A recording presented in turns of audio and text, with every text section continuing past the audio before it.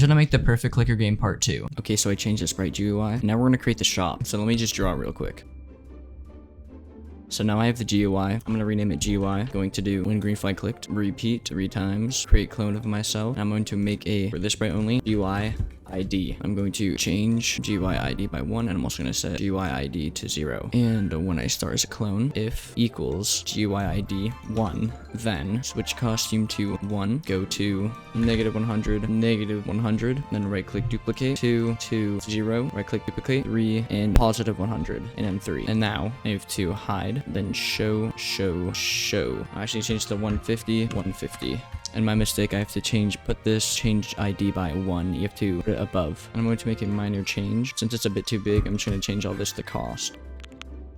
I'm going to hide this, and now it looks a lot cleaner. It is in the way though, so I'm going to put this to -130, -130, -130. And there we go, that looks a lot better. So now, as you can see, we have 3 upgrade stations. And so now, I'm going to drag all of this and put it in here. I'm going to get rid of these guys. I'm going to keep this. I'm going to put the forever and just drag these in here.